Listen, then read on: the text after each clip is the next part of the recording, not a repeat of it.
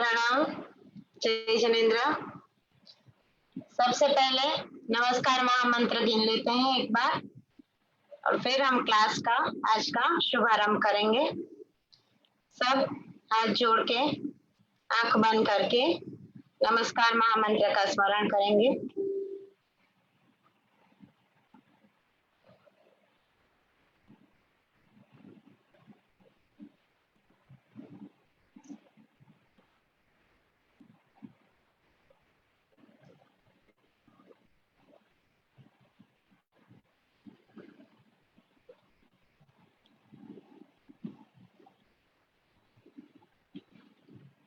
सभी को प्रणाम और जय जिनेन्द्र के साथ बोलिए श्री आदिनाथ भगवान की जय। श्री मानतुंग सुरेश्वर जी, श्री शांति सुरेश्वर जी, पूज्य पद श्री चंद्रशेखर विजय जी महाराज साहब के चरणों में कोटि कोटि वंदना। हम सबके चहीते, हम सबके गुरु श्री निकुंज गुरु जी को प्रणाम। और इसी के साथ हम आज के क्लास की शुरुआत करते हैं। आगे की क्लासेस के अंदर हमने ओवसगहरम कोर्स सीखा, जिसके अंदर हमने ओवसगहरम स्तोत्र के बारे में बहुत सारी जानकारी ली। ओवसगहरम के साथ हम कैसे साधना करेंगे, ओवसगहरम का ध्यान कैसे करेंगे, और कल जो हमारा एक भव्य अनुष्ठान हुआ पितृवंदना का, उसके अंदर भी हमने ओवसगहरम की हीलिंग सीखी, महिमा सीखी और जापाराधना की। तो इसी के साथ आप सबको ओवसगहरम की साधना करनी है, शुरू करके आगे बढ़ते रहना है।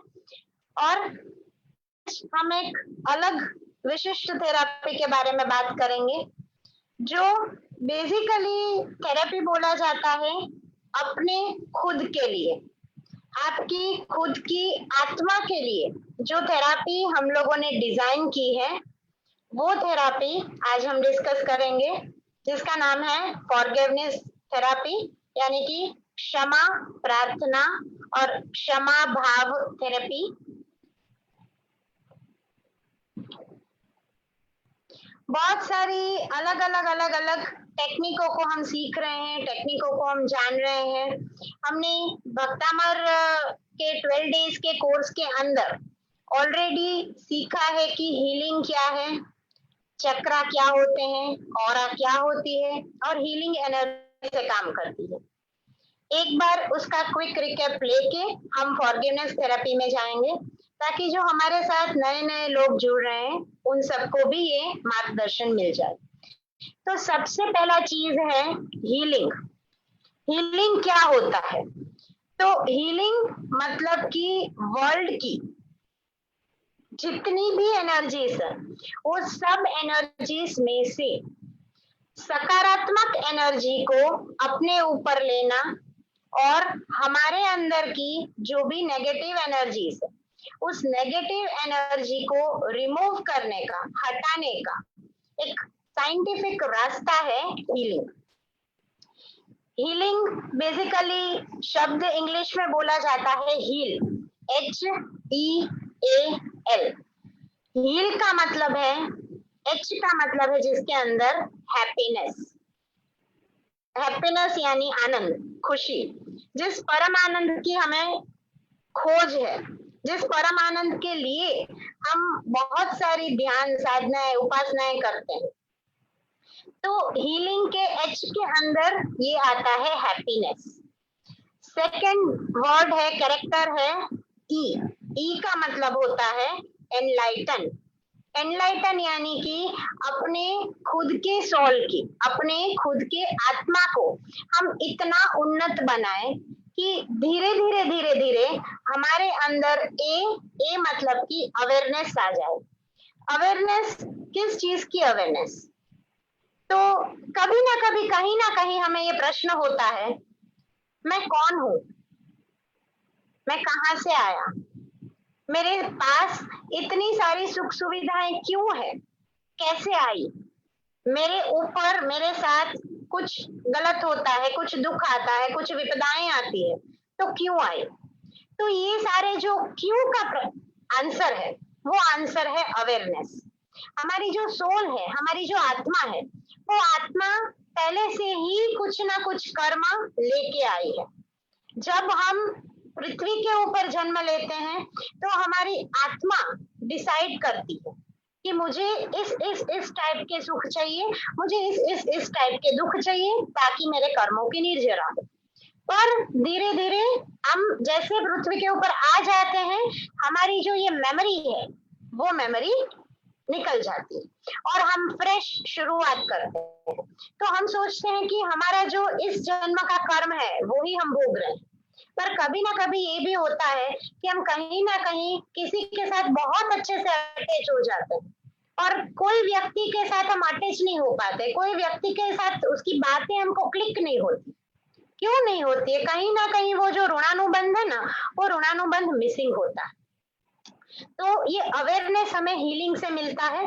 और एल का मतलब है लर्निंग। जिंदगी की पाठशाला में तो हम सब स्टूडेंट ही हैं, हम चाहे कितनी भी उम्र में बड़े हो, पर जो जीवन की ये पाठशाला है, जो हम बोलते हैं कि हम शुद्ध ज्ञान ले रहे हैं, तो इस पाठशाला के अंदर तो हम स्टूडेंट ही हैं। तो एल का मतलब है लर्निंग। तो यहाँ पर हीलिंग का मतलब होता है happiness, enlightenment, awareness and learning. हमारे अलग अलग महास्तोत्रों के माध्यम से, मंत्रोच्चार के माध्यम से हम इस हीलिंग एनर्जी को अपने ऊपर हमारे साथ मंत्रोच्चार के माध्यम से ले सकते हैं, जिसके अंदर हमने श्री भक्तामर से सेल्फ हीलिंग सीखा है, हमने सिद्धम से भी साधना की है, उसके बाद हमने वसगहरम से भी हीलिंग सीखा है। कल हमने ग्रुप हीलिंग भी सीखा कि वसगहरम से आप अपना इंटेंशन को कैसे हील कर सकते हैं, आप कैसे एनर्जी भेज सकते हैं। तो इसी श्रृंखला में अगर हमें खुद के लिए भी कुछ करना है, हमें हमारी आत्मा के लिए भी कुछ अगर करना है, तो हम क्या करें? पहला क्वेश्चन। दूसरा क्वेश्चन, अगर आपको पावरफुल हीलर बनना है तो आप कैसे बनेंगे? ये दूसरा क्वेश्चन। तीसरा क्वेश्चन है कि अगर हम खुद स्टेबल होंगे तभी हम दूसरों को स्टेबिलिटी से हीलिंग दे पाएंगे। तो हम कैसे स्टेबल बने, ये भी एक क्वेश्चन है। तो ये सारे क्वेश्चन का एक आंसर है, वो आंसर है फॉरगिवनेस थेरापी। तो जैसे हम बात कर रहे हैं फॉरगिवनेस के बारे में, क्षमा के बारे में, तो क्षमा का विपरीत होता है क्रोध। तो पहले हम देखते हैं कि क्रोध क्या है, क्या करवाता है क्रोध हमसे। क्रोध एक अग्नि है। अगर हम अग्नि को टच करेंगे, छुएंगे, तो हमें दुख होगा ही होगा। कोई भी, इतने सारे सब बैठे हैं, कोई भी मुझे बोल सकता है कि मैं मेरे हाथ में अग्नि लेके बैठ सकता हूँ? बोल सकते हैं रागिनी जी? नहीं बोल सकता। लता जी नहीं बोल सकते। तो क्या है कि क्रोध एक अग्नि है। अगर हम हमारे अंदर, हमारे हृदय में किसी ना किसी इंसान के प्रति द्वेष लेके बैठे हैं, क्रोध लेके बैठे हैं, तो उस क्रोधाग्नि से हम भी खुद भी तो जलेंगे ही। क्रोध हमारे करोड़ों वर्षों की जो साधना है, जो संयम की साधना है, जो तप हमने किए हैं, वो सब तप को भस्मीभूत कर देता है। तो ये दुष्प्रभाव हुआ क्रोध का। तीसरा है, अगर हमारा स्वभाव बहुत ही क्रोधी है, हमारा स्वभाव बहुत ही रूड है, जनरली हम नॉर्मल टर्म्स में बोलते हैं कि XYZ person is very rude, मजा नहीं आया उसके साथ बात करके, ठीक है करने को काम कर लिया उसके साथ, पर अब नेक्स्ट टाइम से कोई नेक्स्ट प्रोजेक्ट इस बंदे के साथ मुझे नहीं करना है। एक प्रोजेक्ट शुरू किया, खत्म करूं, फुल स्टॉप। तो उस बंदे के साथ हमें काम करने की इच्छा क्यों नहीं हुई? हमने क्यों फुल स्टॉप लगाया?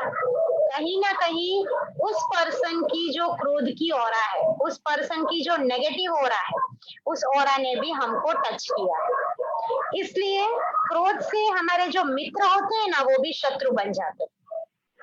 आपको लोग एक बार इग्नोर करेंगे, एक बार लेट गो करेंगे, एक बार, दो बार, तीन बार क्षमा करेंगे, पर कहीं ना कहीं आपकी जो मित्रता है, हमारे हमारे जीवन में एक ऐसा मित्र तो होना ही चाहिए। जैसे बहुत स्टार्टिंग में हमारे फर्स्ट सेकंड सेशन में गुरुजी ने बोला था कि आपको लिस्ट बनानी है कि आपके मोबाइल में मिनिमम 5 लोगों का नंबर ऐसा होना चाहिए कि जिस 5 लोगों को आप कभी भी फोन करो, रात को 2 बजे भी फोन करो ना, तो वो फोन उठाए, है ना?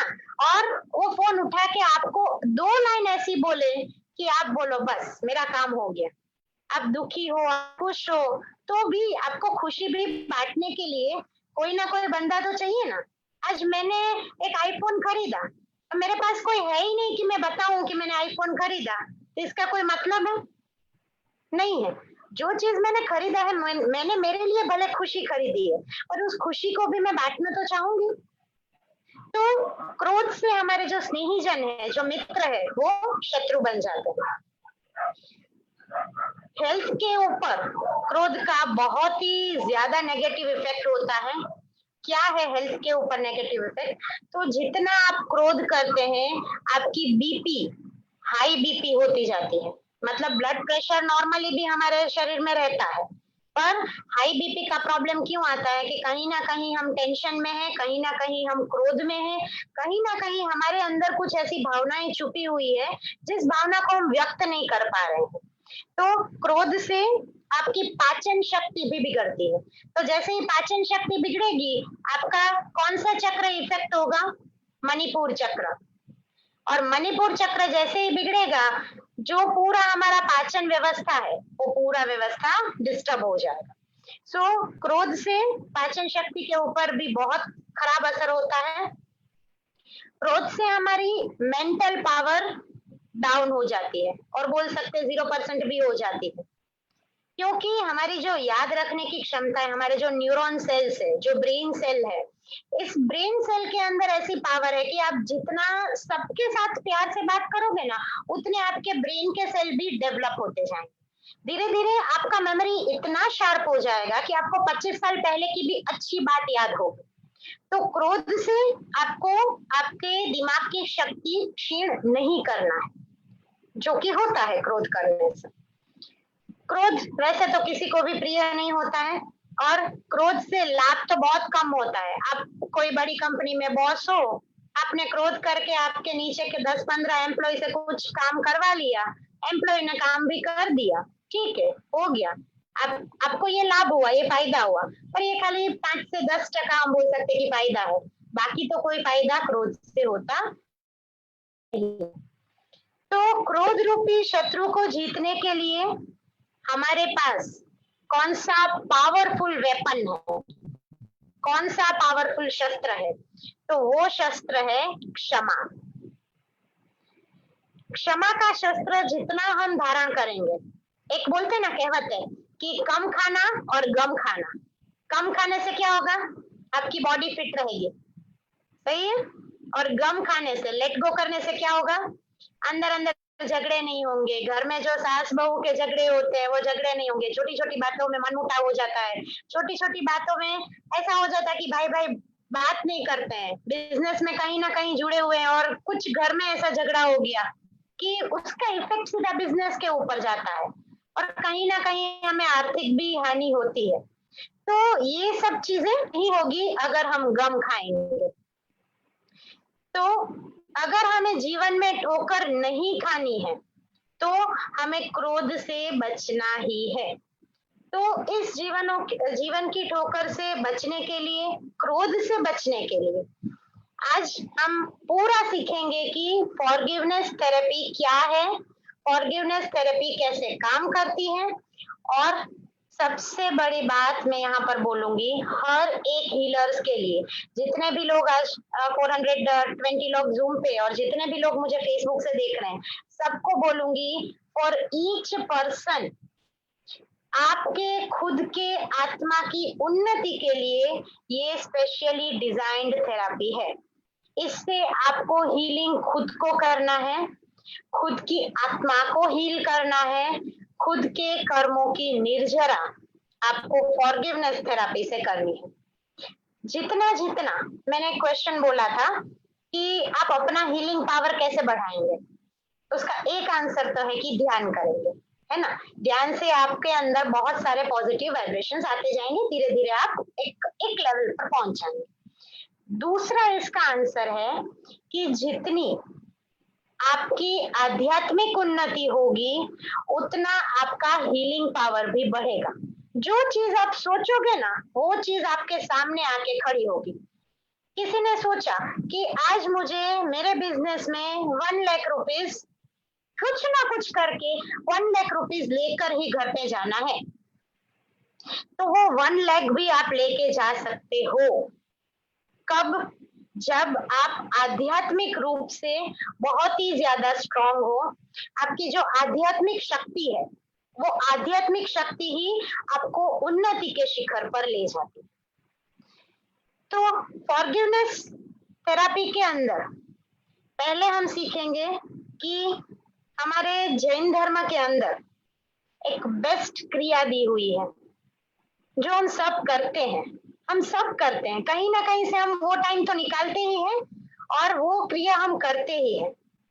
कौन सी क्रिया है, कोई बता सकता है? अच्छा ठीक है, मैं बताती हूँ। ये क्रिया है सामायिक की क्रिया। आप कोई भी महाराज साहब से मिलेंगे, कोई भी आचार्य भगवान से मिलेंगे, सब आपको एक चीज बोलेंगे कि आप मंत्र जाप करिए, परमात्मा की पूजा करिए, सब करिए, पर एक सामायिक, मिनिमम एक सामायिक करिए। मैक्सिमम आपसे जितना हो सके खूब खूब अनुमोदना है ही है, पर मिनिमम एक सामायिक करिए। तो सामायिक की क्रिया तो हम सबको बहुत अच्छे से, बहुत परफेक्टली एक एक सूत्र के साथ आती है। हम करते हैं इसलिए हमें सब याद है, हम सीखे हुए भी हैं। पर सामायिक जब करते हैं ना, तब एक भावात्मक सामायिक भी हमारी एक्चुअल सामायिक के साथ साथ हमें करनी है। तो भावात्मक सामायिक कैसे करेंगे, क्या भाव रखेंगे? सामायिक का नाम ही है समता भाव, जहां पर हम समता से बैठे कुछ घड़ी हम प्रभु के साथ बिताएं, प्रभु की एनर्जी को प्राप्त करें। हम मंत्रोच्चार से, हम जो भी सूत्रों का स्वाध्याय करते हैं उस स्वाध्याय के माध्यम से हम जितना भी नॉलेज ले सके, जितना भी शुद्ध भक्ति कर सके, वो शुद्ध भक्ति हम करते हैं सामायिक के माध्यम से। पर उस सामायिक को करने के लिए सबसे पहले जब आप बैठेंगे, कल से आप ये इम्प्लीमेंट करिए, आपकी नॉर्मल सामायिक जितनी होती है उतना ही करना है, और उसमें उसके साथ साथ एक एडिशनल चीज करनी है। सबसे पहले आपको दिग्वंदना करनी है, मतलब हर एक कण कण में, हम बोलते हैं ना ગુજરાતીમાં બોલાય છે કે ભગવાન દરેક દિશાઓમાં છે, દરેક જગ્યાએ છે। ભગવાનનું અસ્તિત્વ એટલે અણુ અણુમાં, रोमे रोमમાં। आज आपने हम लोग आज जो ये भक्तामर चातुर्मास के माध्यम से इतनी साधना कर रहे हैं, बहुत सारे हम लोगों को फोन आते हैं, मैसेजेस आते हैं, अनुमोदना सब बोलते हैं, तो ये क्या है? हमारा एक जो सूत्र है कि रोम रोम में दादा आदिनाथ, घर घर में भक्तामर का शंखनाद, ये हमारा एक सूत्र है जिसके अंदर आप सब बहुत अच्छे से साधनाएं कर रहे हैं। तो जो दिग्वंदना करनी है, दिग्वंदना करने के टाइम पे आपको मन में सोचना है, भावात्मक रूप से आपको सोचना है, मैं पूर्व, पश्चिम, उत्तर, दक्षिण चारों दिशाओं से, विदिशाओं में से जितने भी श्री सिद्ध भगवंत, सॉरी नीचा में दुकड़म, श्री अरिहंत भगवंत, श्री सिद्ध भगवंत, श्री आचार्य भगवंत, उपाध्याय भगवंत और केवड़ी भगवंत है, जितने भी जिन चैत्य है, जितनी भी जिन प्रतिमाएं हैं, उन सभी प्रतिमाओं को भावपूर्वक मन, वचन, काया से बारंबार वंदन करता हूँ। ये भावना आपको सामायिक लेने के टाइम रखनी है। आप लिखना चाहोगे तो मैं एक बार रिपीट कर दूं, आप लिख सकते हैं। भावात्मक रूप से आपको सोचना है कि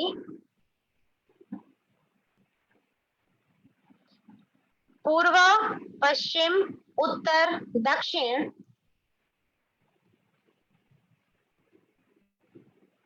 हर दिशाओं में से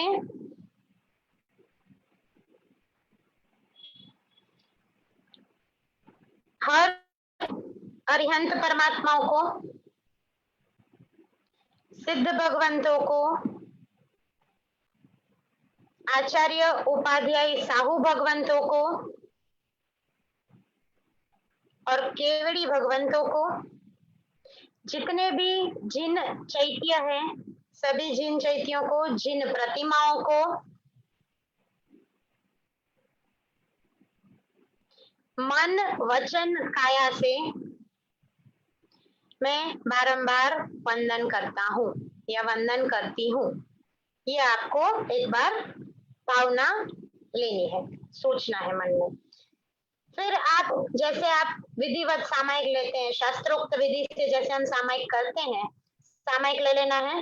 सामायिक के अंदर आप जो स्वाध्याय करते हैं वो स्वाध्याय आपको करना है, और उस स्वाध्याय के साथ साथ में आज मैं आपको बताना चाहूंगी 3 स्पेशल मिच्छामी दुक्कड़म जो सामायिक के भाव के साथ ही जुड़े हुए हैं। जब आप समता भाव में जाते हो तो उस समता भाव के साथ जो 3 मिच्छामी दुक्कड़म है वो आपको सामायिक के दौरान एक बार मन में बोलने हैं। उसको सोच के आपको मिच्छामी दुक्कड़म करना है। पहला मिच्छामी दुक्कड़म है, सेंटेंसेस और भावना आप अपने हिसाब से बना सकते हो। मैं आपको समझाने के लिए स्पेसिफिक फॉर्मेट में बोल रही हूँ, फिर आप अपने हिसाब से ये मिच्छामी दुक्कड़म कर सकते हो, पर हाँ मेक श्योर कि आपको ये मिच्छामी दुक्कड़म करने हैं। तो जिसमें पहला मिच्छामी दुक्कड़म है, मैं सभी जीवों को क्षमा करता हूँ और सब जीव मुझे क्षमा करें। मेरा जीव मात्र के साथ मैत्रीपूर्ण व्यवहार हो, मिच्छामी दुक्कडम। ये हो गया पहला मिच्छामी दुक्कडम। दूसरा मिच्छामी दुक्कडम है, मैं विश्व के सभी जीवों के ऊपर समता रखता हूं। मेरा किसी से भी कोई भी भेदभाव नहीं है। मैं सर्व आशाओं को छोड़कर समाधि का आश्रय लेता हूँ, मिच्छामी दुक्कडम। तो यहाँ पे आपका जो समत्व का भाव है वो समत्व का भाव आ गया। पहली बात में हमने मैत्री भाव को कवर किया, दूसरी बात में हमने समत्व भाव को कवर किया, और तीसरा है मन वचन काया से जानते या अनजाने में राग द्वेष और मोह की वजह से मेरे आत्मा के ऊपर जो भी दोष लग गए हो, उसका जो भी परिणाम हो, उन सब जीवों की विराधनाओं का मैं प्रायश्चित करता हूँ, मिच्छामी दुक्कडम। ये हो गया, हमने जानते अनजाने में बहुत सारी विराधनाएं हम करते हैं, करनी पड़ती है। जैसे हम लेडीज लोगों को क्या है कि किचन में जाना होता है, तो हम जब सब्जी पकाते हैं तो उसके लिए विराधना तो होती है। हमको बोला था निकुंज गुरु जी ने कि पुंजनी सबको रखना है, और पुंजनी से रोज सुबह आपको साफ करना है। गैस हमको चूल्हा जो है वो साफ करके उसके बाद ही गैस शुरू करना है। तो ये सब जो छोटी छोटी हम श्राविका की जैना पोथी करके भी एक अपना इसकी इसी के अंदर कोर्स है, तब इसके बारे में बहुत डिटेल में बातें करेंगे। तो यहाँ पर जो ये छोटी छोटी विराधना जानते और अनजाने में हो जाती है। हम लॉन में चलते हैं ग्रीनरी के ऊपर, अभी डॉक्टर्स हमें ये सलाह देते हैं कि आप वॉक करो, लॉन में चलो, घास पे चलो, पर जैनत्व के हिसाब से हम देखें तो वो जो लॉन है वो लॉन में तो असंख्य समुच्चय जीव होते हैं। तो ऐसे जो भी हमने छोटे मोटे जानते अनजाने में जो भी हमने पाप किए हैं, वो उस सब जीवों का हम यहाँ पर क्या मांगते हैं, मिच्छामी दुक्कडम मांगते हैं। तो इससे हमारा ये जो 3 मिच्छामी दुक्कडम लेने से जो सामायिक का हमारी जो भावधारा है, सामायिक की हमारी जो साधना है ना, वो और उत्कृष्ट हो जाएगी। फिर आप नॉर्मली अपना स्वाध्याय करिए, पूरी सामायिक खत्म करिए। सामायिक समाप्त होने के बाद आपको एक भावना रखनी है कि सामायिक का मुझे क्या फल मिलेगा। अगर हमारी एक कथा हमें पता ही है, हम सब जानते हैं पुण्य श्रावक के बारे में, कि श्रावक का इतना उत्कृष्ट धर्म कि उनके पास से जब एक सामायिक का खाली फल मांगा गया तो भी उन्होंने बोला कि नहीं, मैं सामायिक तो नहीं दूंगा, आपको दूसरा जो भी चाहिए ले लीजिए मेरे साथ, पर सामायिक का फल मैं नहीं दे सकता हूँ। तो ऐसी हमारी जो पवित्रतम साधना है, सामायिक की साधना है, समता भाव की जो साधना है, इस समता भाव की साधना को जब हम संपूर्ण करते हैं, हम जैन शासन की 24 तीर्थंकरों की एनर्जी को जब हम थैंक यू बोलते हैं, इस थैंक यू के साथ साथ हमें कुछ भावनाएं बोलनी है, याद रखनी है, और उस भावनाओं को धीरे धीरे, इसको आप लोगों को फोर्सफुली नहीं लेना है कि आज मैंने बोला है कल से मेरे ऊपर ये चीज होना है। आप धीरे धीरे करिए, बहुत आराम से करिए, जितना शांति से पेशेंटली सब कुछ आप काम करेंगे, जितना पेशेंटली ये वीडियो को बारंबार घुमाइए, देखिए, सुनिए, तो इससे क्या होगा कि धीरे धीरे आपको सब क्लैरिटी मिलेगी कि ओके मुझे यहाँ पर इस स्टेप पे ये करना है। तो ये जो हमें सामायिक खत्म होती भावना करनी है, उसके अंदर 4 अलग अलग भावनाएं हैं। सबसे पहली भावना हम करेंगे कि शुद्ध निश्चय से मेरी आत्मा शुद्ध, शांत और प्रेमाळ बन चुकी है। क्यों ऐसे करते हैं, क्यों हम ये लाइनें बोलते हैं, ये इसको हम पॉजिटिव अफर्मेशंस भी बोल सकते हैं जैन जैन धर्म के। तो ये पॉजिटिव अफर्मेशंस हम क्यों देते हैं, क्यों?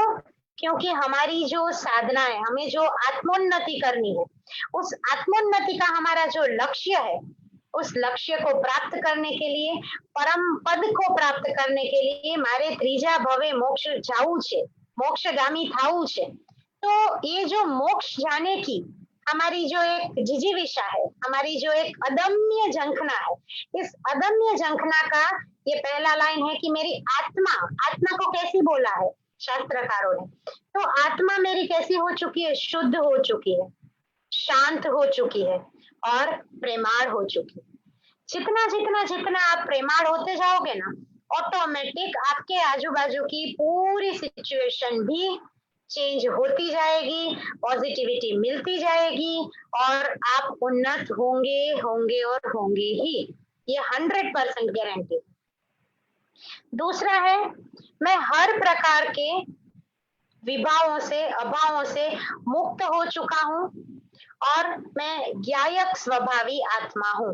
मतलब मेरे अंदर सहनशीलता की जो शक्ति है, अभी हम सब बेसिकली क्या होते जाते हैं, बहुत ही शॉर्ट टेम्पर्ड होते जाते हैं।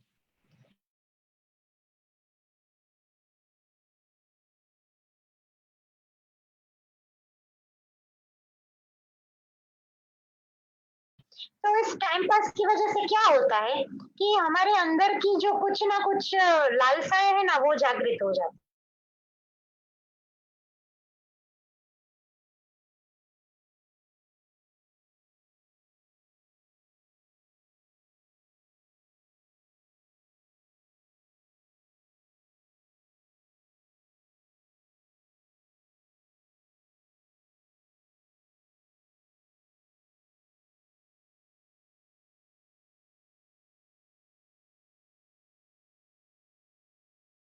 इतना अच्छा जो ज्ञानवाणी मिला है, इतना हमें पॉजिटिव वे में, जब शास्त्रोक्त भाषाओं में सब कुछ मिल रहा है, ये शरण हमें मिला है, तो मेरा उत्कृष्ट भाव से, भावपूर्वक की हुई साधना से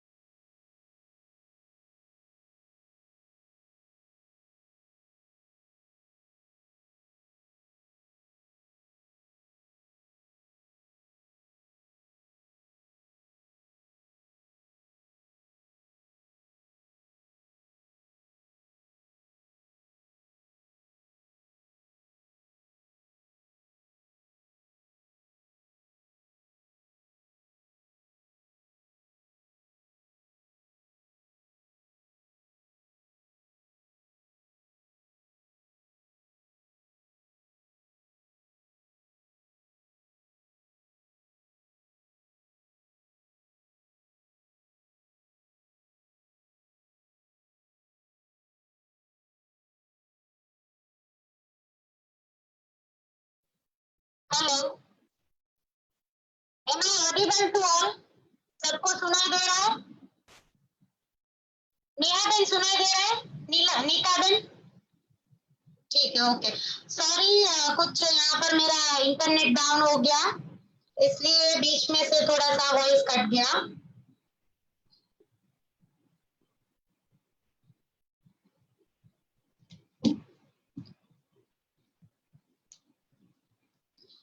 हाँ, तो हम बात कर रहे थे कि जो हमें ये जैन धर्म, जैन शासन मिला है, जैन आगमों का जो हमें शरण मिला है, इस शरण से मैंने जो उत्कृष्ट भावपूर्वक भक्ति की है, इस भक्ति से मेरे आत्मा की उन्नति हो रही है। तो धीरे धीरे हम आत्मोन्नति के मार्ग पर भी आगे बढ़ेंगे। और चौथी भावना है, मेरी बुद्धि सदा सम्यक ज्ञान को प्राप्त कर रही है, सदा जिन शासन में, जिन धर्म में और सम्यक दर्शन, ज्ञान और चारित्र की प्राप्ति मुझे भवो भव मिल रही है। ભવો ભવ મળજો શરણું તમારું. આપણે દાદાને કહીએ છીએ દેવાધિદેવને, ભવો ભવ તુમ ચરણોની સેવા, હું તો માંગુ છું દેવાધિદેવા. તો આ જે આપણી ભાવના છે કે દાदा મને તમે તમારા શરણમાં રાખો, आपके सानिध्य में रखिए, दादा मुझे इतनी शक्ति दीजिए, इतनी भक्ति दीजिए कि जन्मों जन्म मुझे जिन शासन मिले, मैं जिन शासन सेवक बनूं, जिन शासन प्रेमी बनूं। तो इसी भावना को हम सामायिक के साथ साथ मूर्तिमंत करेंगे। और अब हम जिसके बारे में बात कर रहे हैं वो है हमारा फॉरगिवनेस थेरापी का कीवर्ड, जो हम सब जानते हैं। वो कीवर्ड क्या है? मिच्छामी दुक्कडम। तो इस मिच्छामी दुक्कडम के बारे में कुछ बात करके लास्ट में हम फिनिश करेंगे विथ फॉरगिवनेस ध्यान, फॉरगिवनेस मेडिटेशन। तो मिच्छामी दुक्कडम प्राकृत भाषा का शब्द है और मिच्छामी का मतलब है भाव क्षमा और दुक्कडम का मतलब है जानते और अनजाने में मेरे से जो भी गलती हुई है उन सब का मैं क्षमा प्रार्थी हूँ, मैं सॉरी बोलता हूँ। और हम जनरली बोलते हैं कि होल हार्टेडली सॉरी, मतलब दिल से मैं क्षमा मांगता हूँ। तो मिच्छामी दुक्कडम मी का मतलब है मृदुता। मृदुता जितनी जितनी हमारे अंदर आती जाएगी, अगेन वो बात बोलूंगी कि पॉजिटिविटी बढ़ेगी ही बढ़ेगी। सो मी है मृदुता। छा मतलब है कि हमारे जो दोष है उस दोष को हम धीरे धीरे धीरे धीरे छोड़ते जा रहे हैं। दोषों को गुजराती में बोली शकाय दोषों ने छांडवा, मतलब दोषों को छोड़ना। मी मतलब सरलता मेरे अंदर, मी मतलब आई। अगर इंग्लिश की टर्म्स में हम ME का मी देखें तो इट इज आई, तो मैं। तो इस जो मैं है, अहम है, उस अहम को हमें किस में ट्रांसफॉर्म करना है? सरलता के अंदर। तो मी का मतलब है सरलता। दो मतलब है आत्मा के दुष्कृत्य, जितने भी मेरे से पाप हुए हैं, जितने भी मेरे से गलत काम हुए हैं, कहीं ना कहीं कोई क्षेत्र में, मैं मेरे जॉब के क्षेत्र में मेरे से कुछ गलती हुई है, बिजनेस के क्षेत्र में मेरे से कोई गलती हुई है, कहीं ना कहीं मेरे से जो भी गलती हुई है, उस हर एक गलती का मेरी आत्मा के ऊपर जो एक ब्लैक बॉल लग चुका है, एक कर्म बंध चुका है। ब्लैक बॉल का मतलब है कि एक कर्म हमने बांधा है, उस कर्म की मैं गरहा करता हूँ, मतलब उस दुष्कृत्य को मैं छोड़ना चाहता हूँ, छोड़ देता हूँ। क मतलब कर्म एंड डम मतलब नाश। तो मिच्छामी दुक्कडम का ये एक शब्दार्थ मैंने आपको दिया, जिसको एक लाइन में बोल सकते हैं कि कोमलता से, दोष को ढक के जब हम आत्मा के दुष्कृत्यों की गरहा करते हैं, कर्मों का नाश करते हैं और अपने अहंकार को छोड़ के, अपने ईगो को छोड़ के जब हम अरहम पद की साधना करते हैं, उस अरहम पद की साधना को बोला जाता है मिच्छामी दुक्कडम। हम हमारे से एल्डर्स को भी मिच्छामी दुक्कडम बोलते हैं, हम हमारे से यंगर्स को भी मिच्छामी दुक्कडम बोलते हैं। छोटे से छोटा जैन शासन के जीव को भी हम मिच्छामी दुक्कडम बोलते हैं। संवत्सरी के हमारे प्रतिक्रमण में एक वो भी होता है कि पहला मिच्छामी दुक्कडम सकल संघ को मैं मिच्छामी दुक्कडम करता हूँ करके, तो उसके अंदर हम सकल संघ को, पूरी जीव राशि को हामद कमणा करते हैं। तो ये हो गया हमारा मिच्छामी दुक्कडम। अभी मिच्छामी दुक्कडम करना, ये फॉरगिवनेस प्रेयर करना या फिर क्षमा करना, तो क्षमा करने के फायदे क्या है? वैसे तो क्षमा करने के अगर हम फायदे लिखने बैठे ना तो 10-12 घंटे चले जाए, पर बहुत शॉर्ट में 5 पॉइंट्स में हम कवर अप करेंगे कि जीव मात्र को भी क्षमा करने से आपको क्या फायदा होगा। यहाँ पर आज हम बात करेंगे टोटली आपके बारे में कि आपको क्या फायदा है, आपको क्या बेनिफिट है। तो वो बेनिफिट है, सबसे पहला क्षमा करने का बेनिफिट, समस्त जीवों को अभयदान देने का पुण्य मिलता है। अभयदान का मतलब है जितना हम ज्यादा अभयदान देंगे, जितना हम ज्यादा क्षमा करते जाएंगे, हमारे सारे अंतराय कर्म धीरे धीरे धीरे धीरे क्षय होते जाएंगे। अंतराय कर्म हमें किस तरीके से हैरान करते हैं या बोल सकते हैं कि हमको नड़ते हैं। तो जैसे मैं बोलूं कि ज्ञानावर्णीय कर्म, तो ज्ञानावर्णीय अगर अंतराय कर्म है तो उससे हम चाहे कितना भी पढ़े हमें याद नहीं रहता है। तो उस कर्म की जब निर्जरा होगी, वो कर्म जब छूटेगा तुरंत हमें याद रहना शुरू हो जाएगा। कहीं ना कहीं हमारी लाइफ में कुछ विघ्न आते हैं, हमारी बहुत अच्छी भावना होती है पर उस भावना को हम मूर्तिमंत नहीं कर पाते हैं, तो ये हमारा कोई ना कोई अंतराय कर्म हो गया। तो सारे अंतराय कर्मों का जो क्षय होता है वो क्षमा से होता है, क्योंकि क्षमा करने से और क्षमा मांगने से अभयदान देने का पुण्य उपार्जित होता है।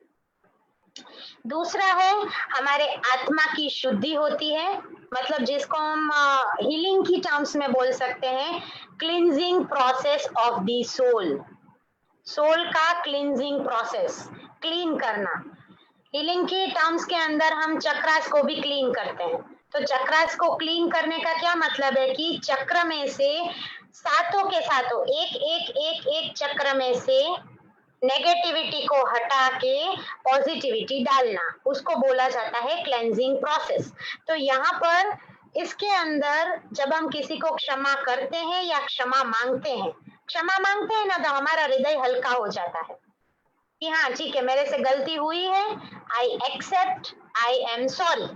सॉरी बहुत छोटा शब्द है पर काम है ना बहुत बड़ा करता है ना। सो ये आपको आत्मशुद्धि देगा, आत्मिक शांति भी देगा।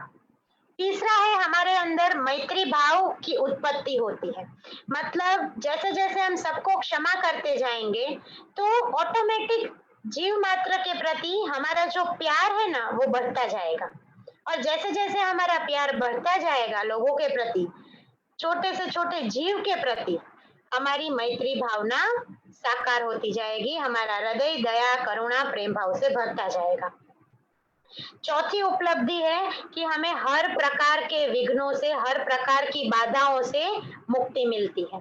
तो हमने जो, जैसे हमने स्टार्टिंग में भी मैंने बोला कि हमने जो सोचा है वो काम हम कर सकते हैं।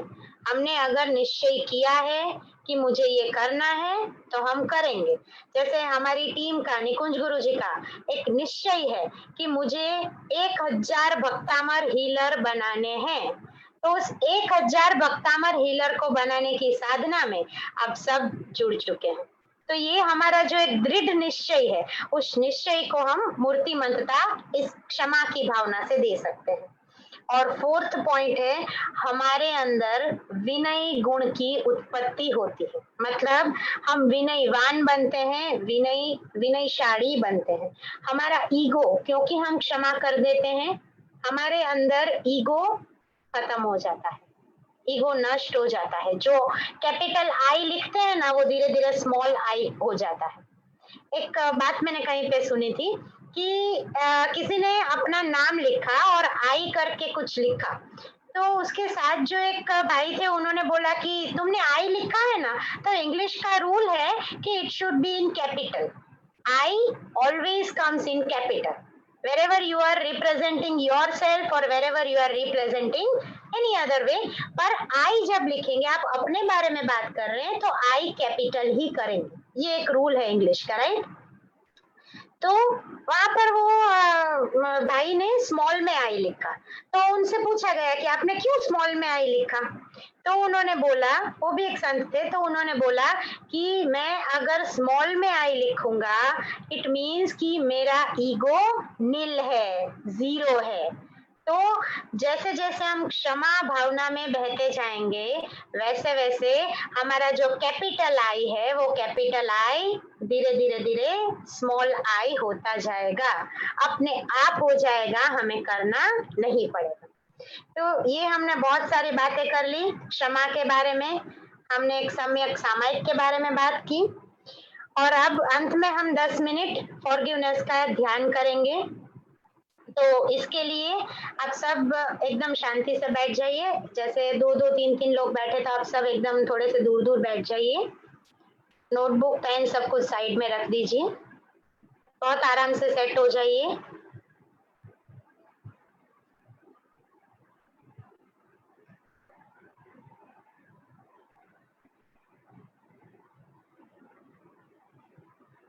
बैठ गए सभी लोग? सभी की आंखें बंद. एकदम शांति से 10 मिनट तक यहाँ से म्यूजिक भी बजेगा. साथ साथ में मैं आपको पूरा एक फॉरगिवनेस का जो गाइडेड मेडिटेशन है उसमें बीच बीच में इंस्ट्रक्शन देती रहूंगी. उस इंस्ट्रक्शन के हिसाब से आपको खाली इमेजिन करना है, विजुअलाइज करना है. आज आपको चक्रास के ऊपर, ऑरा के ऊपर कहीं भी हाथ नहीं रखने हैं. आपको सिंपली जो वर्डिंग्स आ रहे हैं उस वर्डिंग्स को अपने ऊपर लेना है, सोचना है, उस भावधारा में आगे बढ़ना है, और जब म्यूजिक चलता है म्यूजिक के अंदर एकाकार होना है, राइट? सो सबकी आंखें बंद, हाथ ज्ञान मुद्रा में, एकदम टट्टार बैठ जाएंगे सब. रील की हड्डी सीधी सबकी, एकदम स्ट्रेट.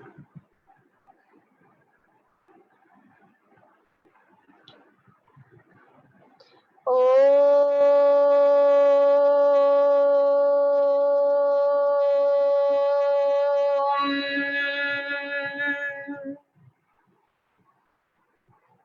डीप ब्रीदिंग करते हुए ओ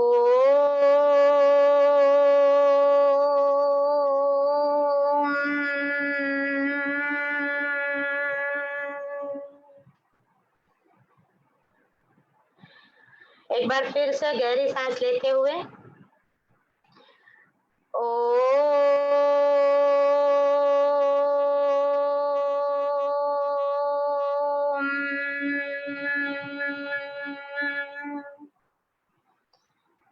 जगत के हर एक जीवों के प्रति मेरे अंदर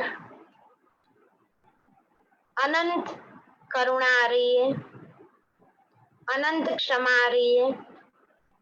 दादा आदिनाथ की दिव्य ऊर्जा से मेरा रोम रोम प्रेममय हो रहा है, शांत हो रहा है. मैं मेरे जीवन से जुड़ी हुई हर एक व्यक्ति को माफ करता हूँ. मैंने जिसका भी दिल दुभाया है उससे मैं माफी मांगता हूँ, क्षमा चाहता हूँ. आप यहाँ पर उस पर्सन को भी इमेजिन कर सकते हैं जिस पर्सन से आपको माफी मांगनी है या जिस पर्सन को आपको माफ करना है, वो कोई भी हो सकता है. तो उस पर्सन को मैं माफ करता हूँ, उस पर्सन से मैं माफी मांगता हूँ. इस ध्यान की एनर्जी से मैं शुद्ध, शांत, प्रेमाळ, क्षमापूर्ण हो रहा हूँ. खामे मी सर्व जीवे सव्वे जीवा खमंतु मे मित्ति मे सर्व भूयेषु वैरम जनकेणै वैरम जनकेणै।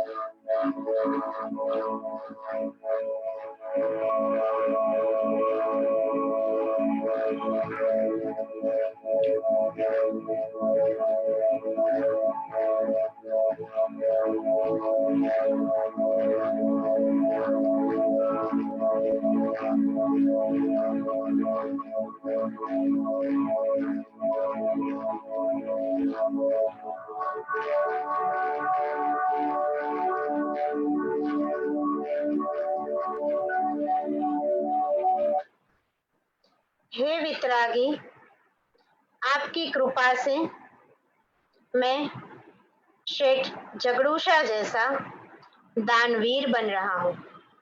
यहाँ पर आप अपने अंदर जितनी भी पवित्र भावनाएं हैं दान के लिए, उसको मूर्तिमंत करिए। किसी का संकल्प है कि मुझे संघ निकालना है, किसी का संकल्प है कि मुझे देरासर बनवाना है, किसी का संकल्प है मुझे स्थानक बनवाना है। जो भी आपकी भावना है दान के लिए, किसी को आयम्बिल शाड़ा बनानी है, किसी को भोजन शाड़ा बनानी है, जो भी आपका सकारात्मक दान का संकल्प है, उस संकल्प को परिपूर्ण होता हुआ देखिए और दादा से विनंती करिए कि दादा आपकी कृपा से मैं शेठ जगड़ूशा जितना दानवीर बन रहा हूँ।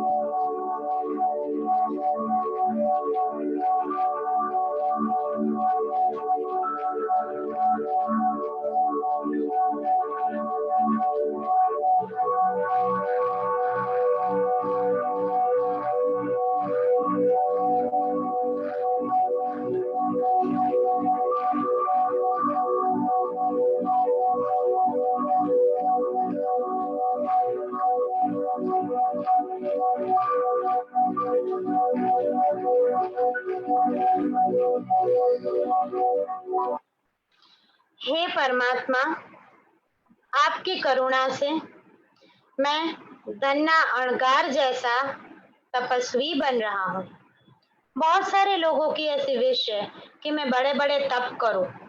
कहीं ना कहीं मेरे जीवन में तप के अंदर अंतराय आते हैं। मुझे वर्षी तप करना है, मुझे मोक्षदंड तप करना है, मुझे मासक क्षमण करना है, कोई ना कोई मुझे उपदान करना है। तो आपको जो भी तप करना है उस तप को इमेजिन करिए और दादा को प्रार्थना करिए, हे दादा आपकी करुणा से मुझे तप करने का शुभ बल प्राप्त हो रहा है। मेरे सारे अंतराय यहाँ पर दूर हो रहे हैं।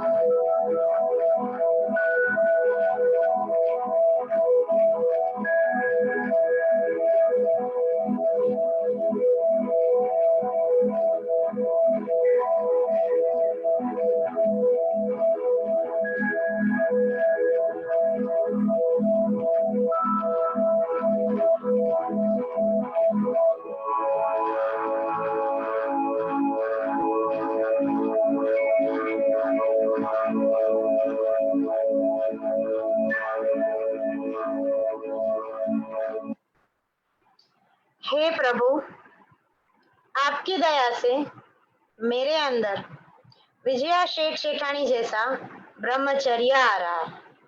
धीरे धीरे धीरे धीरे मैं पूर्णता की ओर बढ़ रहा हूँ।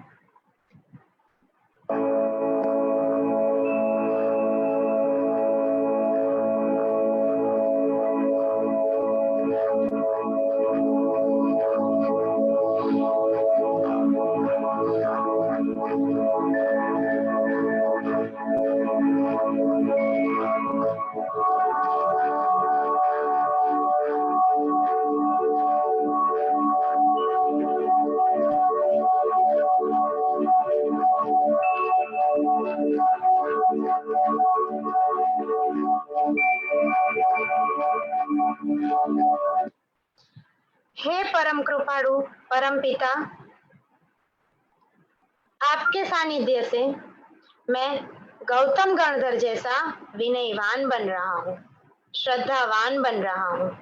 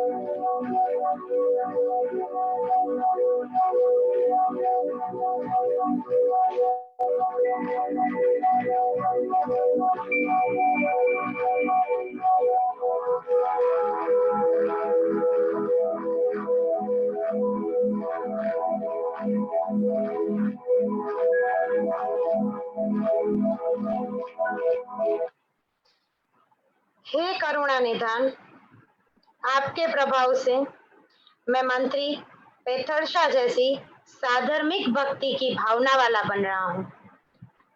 मेरे अंदर इतनी उदारता आ रही है, साथ साथ में इतना पुण्य लक्ष्मी का संयोग मिल रहा है कि मैं साधर्मिकों की बहुत भावपूर्ण भक्ति कर रहा हूँ।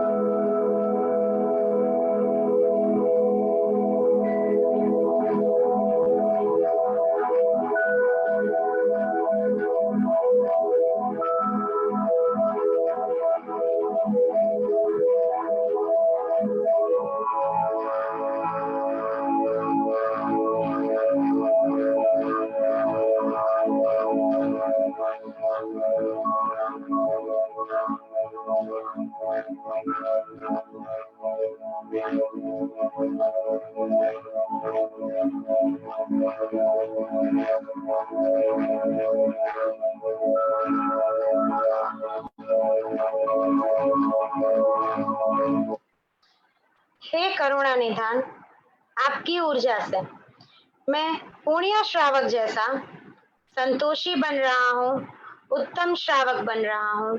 मैं जैन शासन का एक सच्चा सेवक बन रहा हूँ, एक सच्ची सेविका बन रही हूँ, मैं उत्तम श्राविका बन रही हूँ।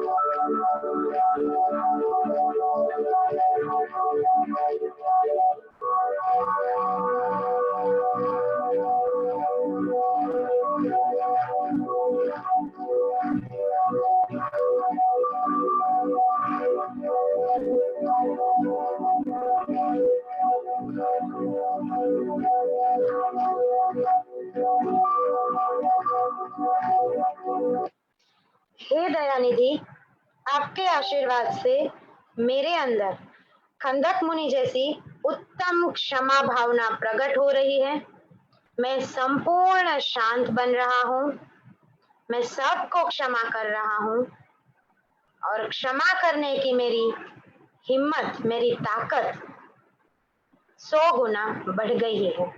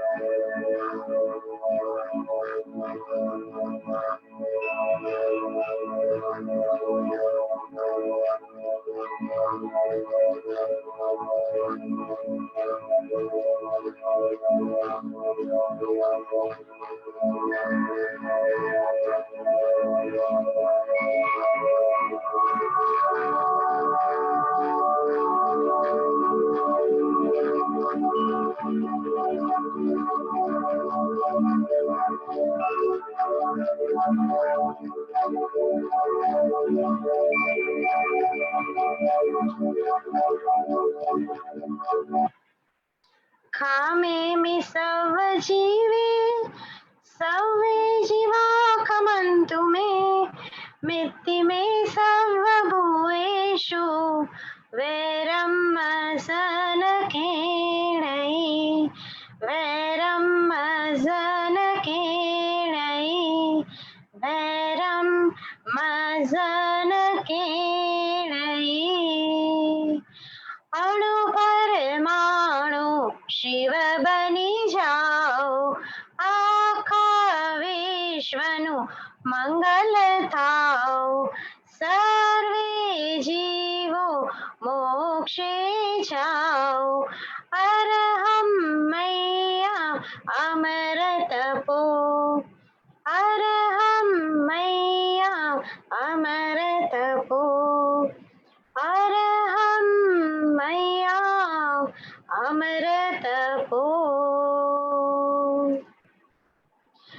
आई थैंक मैं आदिनाथ दादा की एनर्जी को आभार मानता हूँ। मैं फॉरगिवनेस दिल से सबको क्षमा करता हूँ। मैं मेरे साथ जुड़ी हुई हर एक दिव्य ऊर्जा का आभार मानता हूँ। मैं मेरे इष्ट गुरुदेव का आभार मानता हूँ। मैं निकुंज गुरु जी की डिवाइन एनर्जी का आभार मानता हूँ। इसी के साथ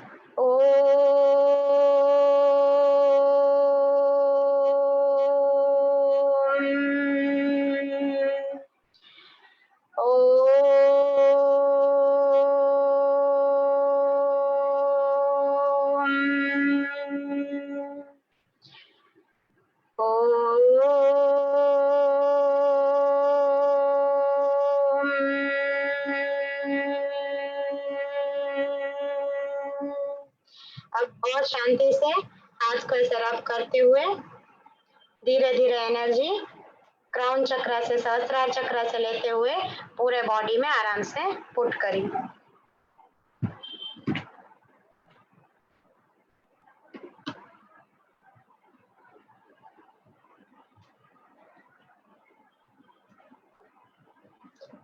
आशा है सभी को कुछ ना कुछ अनुभव हुआ होगा। इस ध्यान को आप कंटिन्यू कर सकते हैं। इसको हम फॉरगिवनेस ध्यान बोलते हैं, क्षमा करुणा प्रार्थना या क्षमा मेडिटेशन, जो भी आप नाम दीजिए। आप ये ध्यान रोज कर सकते हैं। आराम से आप जब भी फ्री हैं आप ये ध्यान करें और अपने आप को, अपने आत्मा को एक अलग ही ऊंचाई के ऊपर ले जाइए। अब अंत में एक कोटेशन दे के हम हमारी जो फेवरेट प्रार्थना है वो प्रार्थना करके सर्व मंगल करेंगे। There are many paths towards the top of the mountain. जो रोक होता है ना, जो माउंटेन होता है ना, उसको चढ़ने के लिए बहुत सारे अलग अलग रास्ते होते हैं। So there are many paths towards the top of the mountain, but the view is always the same.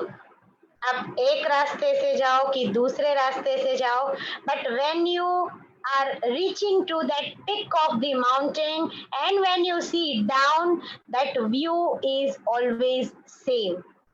So यहाँ पर ये साधना करते हुए, ये आराधनाओं को करते हुए हमें अपने जीवन को एक फ्लाइट की गति देनी है। हमें अपने आत्मा की उन्नति ऐसे करनी है कि जिससे हम जो हमारा गोल है, जो हमारा एक परम, हमारा एक लाइन हमने रोज बोलते हैं शायद कि मुझे तीसरे भव में मोक्ष जाना है, तो इस लाइन को हम सच में सार्थक कर सके, उसकी क्षमता, उसके लिए शक्ति हमारे अंदर से जागृत हो।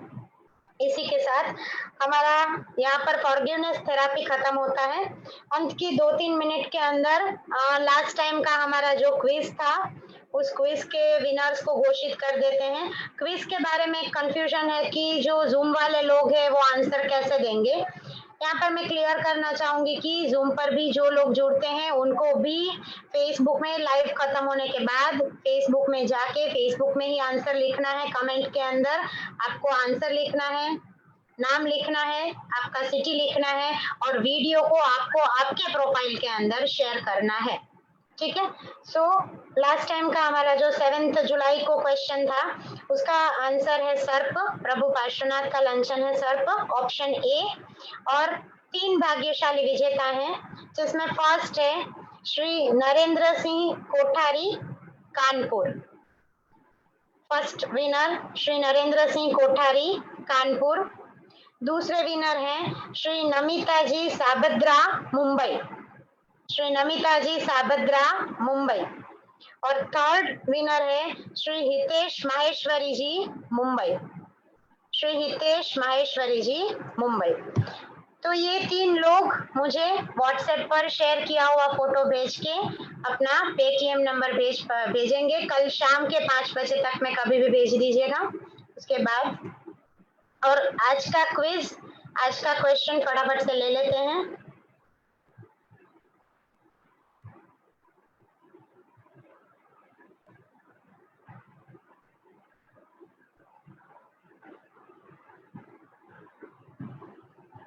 आज का हमारा प्रश्न है, एक फिल इन द ब्लैंक है, वो है क्षमा वीरस्य देन ब्लैंक। उस ब्लैंक में क्या आंसर आएगा? ऑप्शन ए आलंबनम, ऑप्शन बी आभूषणम, ऑप्शन सी भूषणम, ऑप्शन डी शासनम। I repeat my question. क्षमा वीरस्य ब्लैंक। ऑप्शन ए आलंबनम, ऑप्शन बी आभूषणम, ऑप्शन सी भूषणम, ऑप्शन डी शासनम। तो इसी के चलते आज का हमारा ये सेशन हम यहीं पे खत्म करेंगे। सब हम अपनी प्रार्थना कर लेते हैं और खत्म करते हैं हाथ जोड़ के। अरिहंत सहारा मेरा है, अब और सहारा कोई नहीं।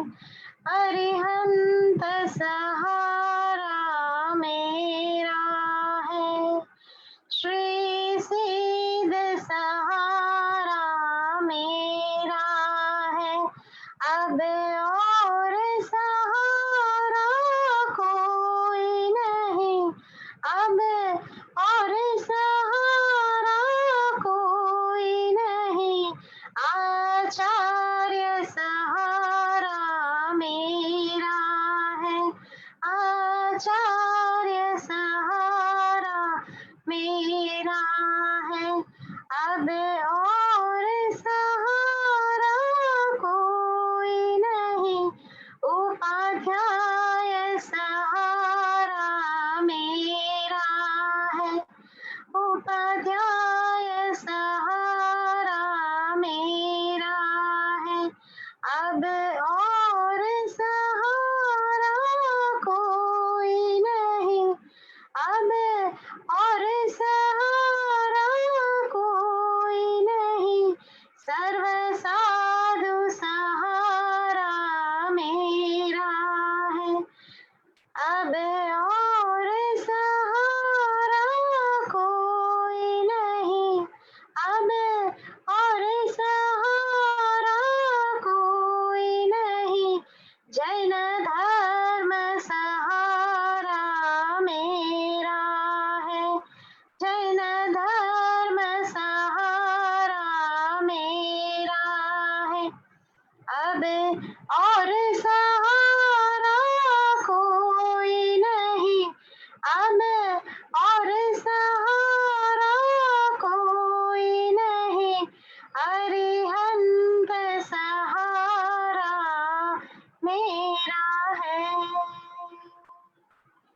उपसर्गाक्षयं यान्ति सिद्ध्यन्ते विघ्नवल्लया मनः प्रसन्नतामेति पूज्यमाने जिनेश्वरे सर्वमङ्गलमाङ्गल्यं सर्वकल्याणकारणं प्रधानं सर्वधर्माणां जैनं जयति शासनम। बोलिए श्री जन शासन देव की जय। आज इसी के साथ हमारी क्लास यहीं पे खत्म करते हैं। कल फिर से मिलेंगे नई थेरेपी के साथ। तब तक के लिए स्वस्थ रहिए, मस्त रहिए, कीप स्माइलिंग। थैंक यू, प्रणाम, जय जिनेंद्र।